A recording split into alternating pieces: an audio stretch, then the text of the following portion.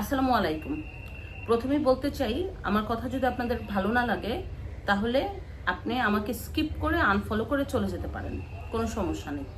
এর কারণ হচ্ছে আপনার পক্ষে কথা বললেই আমি ভালো, আপনার বিপক্ষে কথা বললেই আমি দালাল, এই ধরনের যে ফলোয়ার আমার প্রয়োজন নাই স্পেশালি।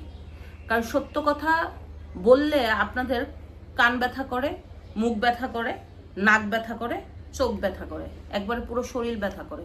কারণ সত্য কথা শুনতে আপনারা অভ্যস্ত না, কারণ আপনারাই কোনো না কোনোভাবে এই বর্তমান সরকারের অবনতির পিছনে ফায়দা লুটছেন, আর আপনারাই দায়ী এই বর্তমান সরকারের অবনতির পিছনে। আরেকটা স্বৈরাশাসন হয়ে ওঠার আগেই কথা বলতে হবে, যারা আরেকটা স্বৈরাচার না থাকতে পারে। তো যাই হোক, একটা খুশির নিউজ হচ্ছে এই যে ডক্টর ইউনূস সাহেব এবং তারেক রহমান সাহেবের একটা মিটিং হচ্ছে, দ্বিপাক্ষিক মিটিং লন্ডনে। এটা বাংলাদেশের বর্তমান স্থিতিশীল হওয়ার একটা পরিস্থিতি তৈরি হচ্ছে।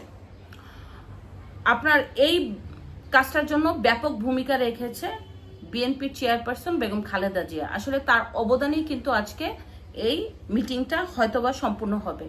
উনি চেয়েছেন যাতে ডক্টর ইউনূসের সাথে কোনো দ্বন্দ্বে বিএনপি না জড়ান, যাকে এটা একটা ভালো পদক্ষেপ। এক্ষেত্রে বাংলাদেশের অনেকটা স্থিতিশীল পরিবেশ থাকবে।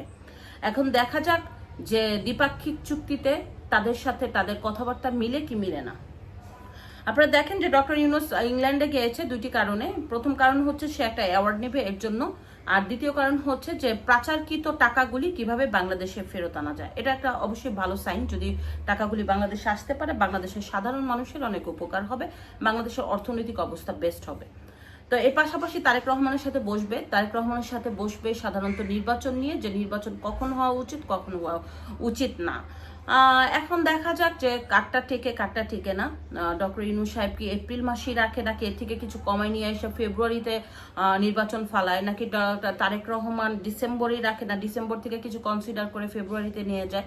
দেখা যাক দুইজনের পক্ষ থেকে কেউ কিছু আগায় নেয় কিনা বা কিছু পিছায় নেয় কিনা, এটা তাদের আসলে ইন্টারনালি ব্যাপার। দেখা যাক কি হয়।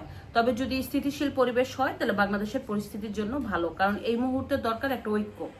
আপনার বিএনপি, জামাত কিংবা এনসিপি, বিভিন্ন সব দল, মানে দল মত নির্বিশেষে একটা ঐক্য দরকার বাংলাদেশে সর্বসাফল্যে। ঐক্যটা বিশেষ প্রয়োজন এর জন্য যে বাংলাদেশের অস্থিতিশীল থাকলে বাংলাদেশের ভুক্তভোগী হবে সাধারণ মানুষ। সাধারণ মানুষের অর্থনৈতিক ইনকাম করার ক্ষমতা কমে যাবে, বেকারত্ব বেড়ে যাবে, কর্মসংস্থান কমে যাবে, ব্যবসায়িক প্রতিষ্ঠানগুলি বন্ধ হয়ে যাবে, এবং এক্ষেত্রে বাংলাদেশের অস্থিতিশীল পরিবেশ তৈরি হলে আসলে একটা খারাপই দিক হবে। তাই আমরা সবসময় চাই যে বাংলাদেশে একটা স্থিতিশীল পরিবেশ তৈরি হোক, যাতে বাংলাদেশের মধ্যে একটা অর্থনৈতিক অবস্থা বেস্ট হয়, ঠিক সুন্দরভাবে তৈরি হয়, স্বনির্ভর বাংলাদেশের জন্য সব নেতারা ঐক্যিত হবে। এটা হচ্ছে প্রধান। দেখা যাক শেষ পর্যন্ত কি হয়। এটা যদি হয় তাহলে তো ভালোই, তাহলে একটা ভালো পরিস্থিতি আবার তৈরি হবে। না হলে দেখেন যেভাবে শুরু হয়েছে মব জাস্টিস, মগের মূল্যক, এরপরে জায়গায় জায়গায় আওয়ামী লীগের ট্যাগ দোসর দিয়ে বাড়িঘর ভাঙা, এরপরে আপনার যারা এই যে বিভিন্ন জায়গায় যাচ্ছে, যারা পর্যটক জোনদের যারা যাচ্ছে পর্যটক জোনগুলিতে মানে ইসলামের লেবাস দিয়ে তাদেরকে ওইখানে নিষিদ্ধ করা, এই ধরনের কাজ যদি হতে থাকে তাহলে বাংলাদেশের পরিস্থিতি সামনে আরো খারাপ হবে।